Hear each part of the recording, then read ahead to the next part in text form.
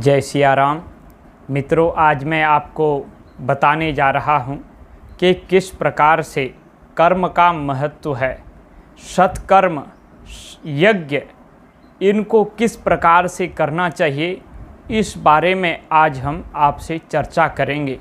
एक शास्त्र का सुंदर श्लोक है, उसमें बताया गया है कि कर्म किस प्रकार हमारा पीछा करता है, कर्म से छुटकारा किस प्रकार नहीं पाया जा सकता, क्योंकि जो कर्म किया है उसका भोगना अत्यंत आवश्यक होता है। यथा धेनु सहस्रेषु वत्सो विंदति मातरम। यथा धेनु सहस्रेषु कहते हैं जैसे सहस्र धेनु हों, 1000 से ज़्यादा गायें हों, लेकिन एक गाय का एक बछड़ा 1000 गायों में अपनी माँ को ढूंढ लेता है। वत्सो विंदति मातरम, अपनी माता को वो ढूंढ लेता है।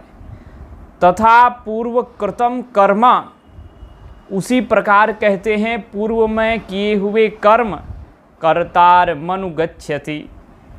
जिसने वो कर्म किए हैं उस व्यक्ति को वो कर्म ढूंढ लेते हैं और सही समय पर उसको कर्म का फल भोगना ही पड़ता है।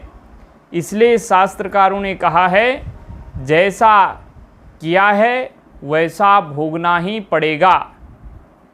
पूर्व जन्म कृतम पापम व्याधि रूपेण दृश्यते। पूर्व जन्म में किए हुए पाप व्याधि रूप में, रोग के रूप में दृश्यमान होते हैं। एक दूसरा श्लोक है, उसमें यज्ञ की बात बताई गई है। यज्ञ करने वाले सावधान हो जाएं। अन्नहीनो दहेद राष्ट्रम। यज्ञ कर रहे हैं, उस यज्ञ में अन्न की प्रचुरता नहीं है, लोग भूखे जा रहे हैं, तो उससे राष्ट्र को हानि होती है, राष्ट्र बदनाम होता है। और मंत्रहीनश्च ऋत्विजः। जो ब्राह्मण देवता हैं यज्ञ कराते हैं वो सावधान हो जाएं।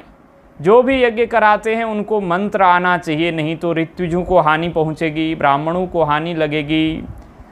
यजमानम दानहीनो। जो यज्ञ का यजमान बन रहा है वो भी सावधान हो जाएं।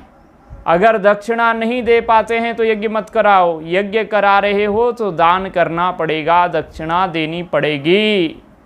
अगर अन्न नहीं है यज्ञ में, ऋत्विज मंत्रहीन हैं और यजमान दान से हीन है, तो ऐसा यज्ञ मित्र नहीं शत्रु है। नास्ति यज्ञ समो रिपुः।